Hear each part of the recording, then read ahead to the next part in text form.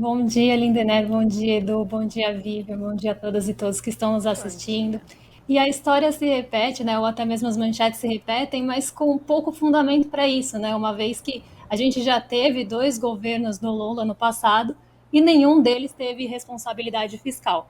Mas bastou ele falar em gasto social que o mercado começou a esbravejar por aí o risco fiscal, o tal do risco fiscal, né? Que é quase ali um fantasma para o mercado financeiro. Basta se falar aí no aumento dos gastos com um viés mais social, que o mercado começa a trazer esse risco fiscal como algo preocupante, como algo que vai manter a Selic mais alta, algo que vai trazer risco para o nosso país. E aqui a gente está falando, né, de algo que foi ali, né, uma conversa de orçamento também que está acontecendo ali no governo de transição para tentar ali, né, manter os benefícios sociais ativos e com pagamentos aí que façam sentido para a população. A gente está falando de um orçamento, então a gente está falando de um planejamento para o ano que vem. Nem temos o recurso ainda e também não temos ali, né, o investimento acontecendo e o mercado já está falando em risco sem nem mesmo saber qual que é a base fiscal.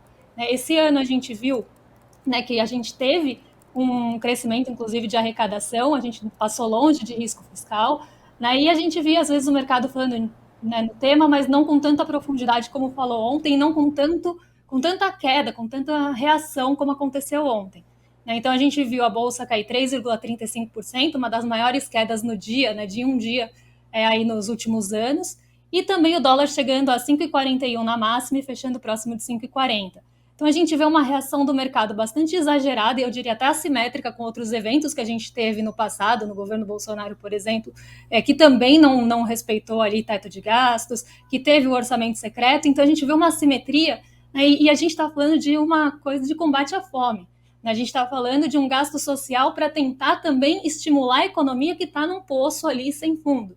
Né? Então a gente vê realmente essa assimetria e o mercado vendo como um gasto algo que pode ser um investimento. Né? O investimento no Brasil em alguns setores ainda é baixo. Não dá para a gente ter um aumento desses investimentos sem que se traga esse risco que o mercado tanto fala. Né? E principalmente, aí eu gosto de frisar que principalmente esse risco fiscal volta quando a gente fala de gasto social, né? E justamente para a população mais pobre, porque o mercado realmente não se importa, né? Desde a não ser que isso venha trazer um lucro para eles no futuro, no presente eles não vão se importar com essa população. Ô, Débora, vamos falar agora do setor de serviços? O que você conta para gente? O setor teve uma alta de 0,9% em setembro, né? Mas continua apresentando desaceleração, né?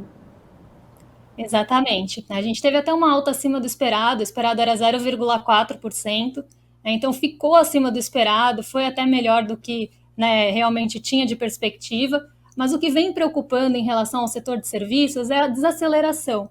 Né? Então, quando a gente olha acumulados no ano, principalmente em 12 meses, a gente vê que o setor de serviços ele sai ali de um patamar, principalmente acumulados que pegavam ali a retomada dos serviços após o fechamento das restrições sanitárias na pandemia, a gente vê que a gente tem, né, esse acumulado que sai ali de uma base de 12,8% em abril desse ano e chega a 8,9% agora em setembro. Então a gente vê que apesar da gente ter altas mensais em relação ao mês anterior, como a gente teve agora no mês de setembro, em alguns outros meses aqui do segundo semestre, o ritmo, né, dos serviços está caindo. E os serviços eles têm carregado praticamente a nossa economia, né? Então é o único setor que traz um dinamismo maior e que tem ali contribuído para a atividade econômica. Então, se essa desaceleração continuar, a gente pode ter algum problema para a nossa atividade econômica.